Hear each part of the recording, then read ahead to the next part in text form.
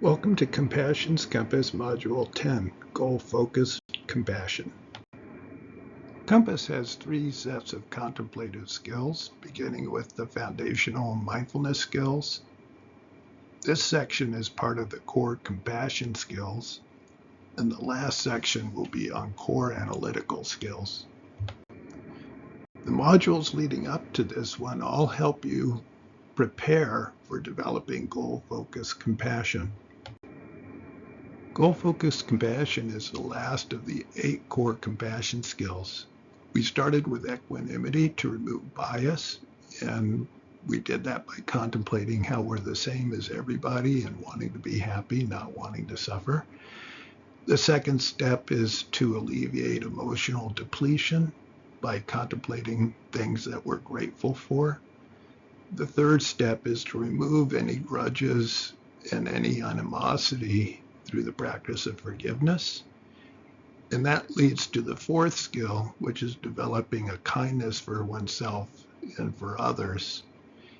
That kindness then automatically leads to compassion. When we see others suffering, including ourselves, we want to alleviate that suffering. The sixth skill, giving and taking, gives a very powerful practice for facing challenges in life and turning them into a path to develop your compassion. And that leads to the seventh step, which is activation, taking that passive state of compassion and putting it into action. That seventh step then sets the stage for goal-focused compassion, in which you start to look at your own unique goals for putting compassion into action. Goal-focused compassion involves the formulation of goals that can sustain and develop our commitment to a compassionate direction. Goal-focused compassion can counteract a sense that life lacks meaning, and it can also foster compassionate action and lifestyle, empower, and redirect mental focus towards helping yourself and others. So why set goals? For compassionate actions to be effective, it is important to set clear goals. Goals give directions to our efforts. They help us prioritize and clarify what's essential when making tough decisions. They also provide motivation, they enhance productivity, and they increase our confidence. One study of people in midlife found that pro-social goals can help us find purpose and meaning in life, enhance our cognitive abilities, improve our health, our dexterity, and our longevity. It produces psychological well-being by developing empathy, wisdom, generativity, gratitude, joy, and happiness. When developing your own personal goals for how you want to put your compassion into action, the important thing to consider is whether your goal truly motivates you. How much energy are you willing to put into it? How much time will be needed to accomplish your goal? And whether your goal is relevant and attainable. So in the diagram, you see that in the center are personal goals. Things to consider when formulating your goals are things you enjoy doing, changes you'd like to make in the world, internal qualities you'd like to see grow stronger, skills you're already good at, things that others around you need, and options for making a living by pursuing your goals. So I'll guide you in a contemplation for practicing goal-focused compassion. To begin with, sit comfortably and notice your breath as it comes in and as you exhale. Notice if it's a long breath or a short breath. Breathe in well-being. Breathe out your stress. Notice how your body's doing, scanning your body head to toe. Anywhere there's discomfort, just breathe in well-being. Breathe out the discomfort, letting your body start to settle. Noticing your feelings and your activities in your mind as you breathe. Focusing on the present moment. Breathing in well-being, breathing out your sorrow. Notice the clear nature of your awareness, focusing on your breath and on the here and now.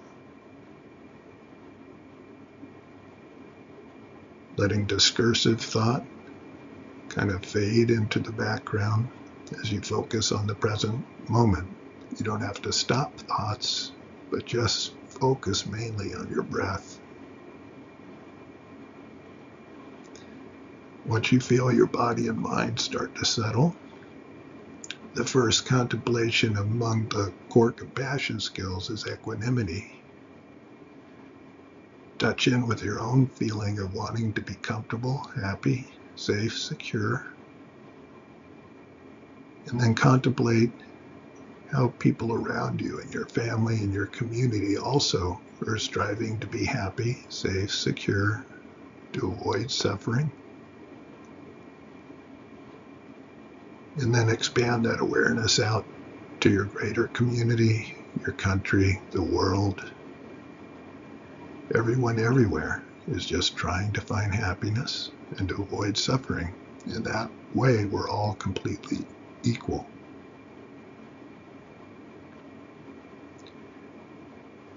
The next step is to contemplate things that you feel gratitude for.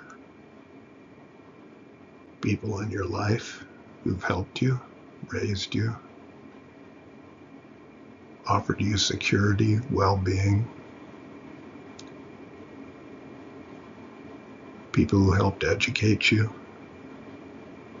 who provide your medical care,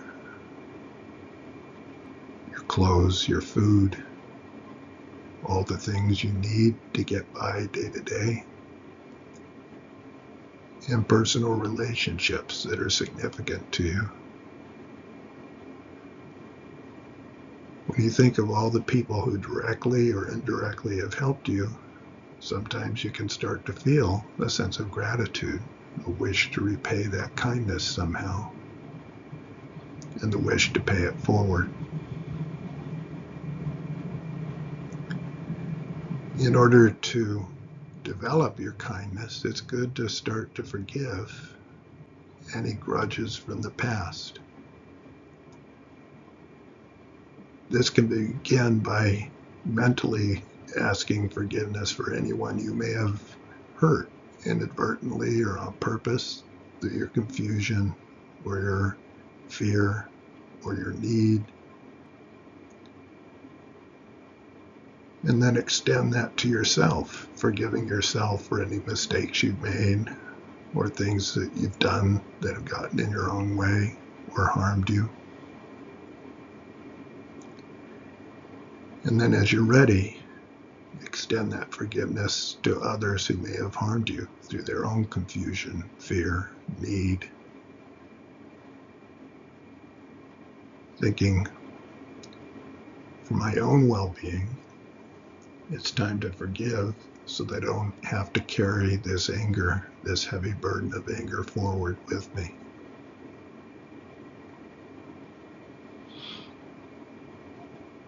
Then cultivating kindness is very easy. It can start by just kind wishes for yourself. May I be happy, healthy, secure.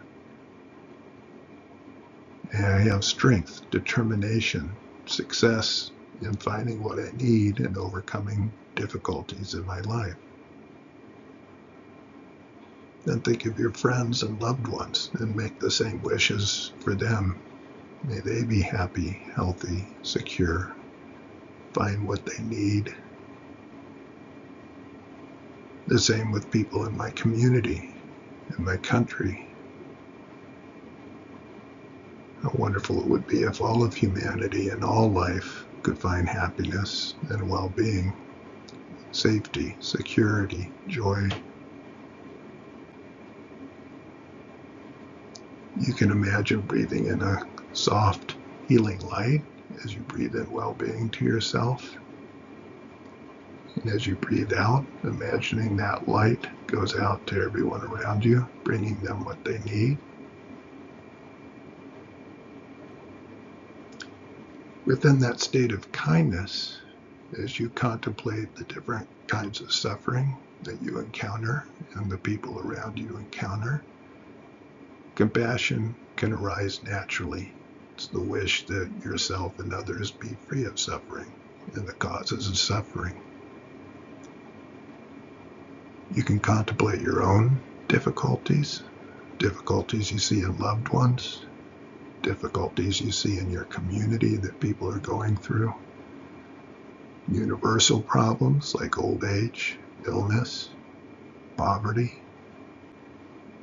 torture, abuse, violence, scarcity. Thinking how wonderful it would be if myself and others didn't have to face these types of suffering, if we could be free from them.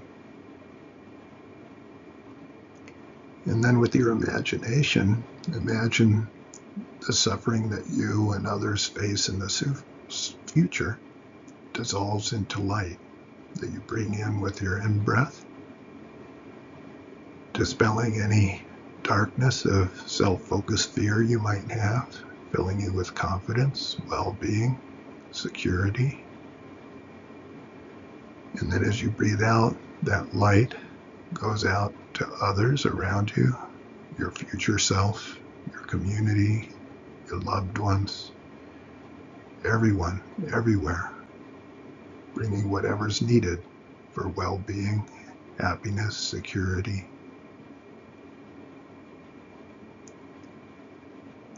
And as you awaken from that contemplation, you'll realize that still things are just the way they were before you started the contemplation.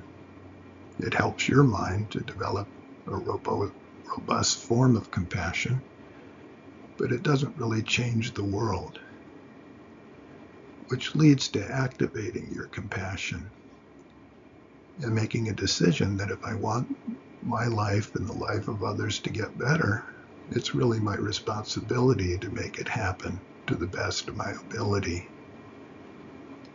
And taking a firm stance to start to put your compassion into action in your daily activities. As you take that stance of taking responsibility to put your compassion into action, then the final step is to choose your goals. Immediate goals can be things like helping the people you meet each day as you go to work or whatever you do during your day. More extensive goals could be looking at longer-term needs in your community and the world that you'd like to help with. This can include internal things that you want to become more skilled at, that you want to learn more about. Qualities that you may want to develop in yourself, such as patience, more kindness, more awareness. Whatever your goals are, short and long term, hold them for a moment in your mind. You can imagine them, your goals, like a healing light in your heart, filling you with courage, well-being, radiating out throughout your body, dispelling any misgivings, any confusion, any doubt, and radiating out to people around you, your community, people everywhere.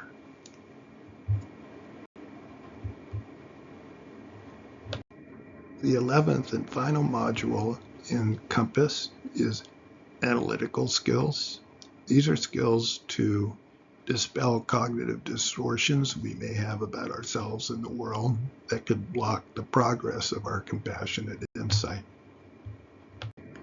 If you'd like to learn more about Compassion's Compass, I encourage you to read the book, Compassion's Compass, Strategies for Developing Insight, Kindness, and Empathy, published by Rowman and Littlefield Publishers. And you can also visit compassmethods.com for a free mini course you can sign up for. Thanks for listening.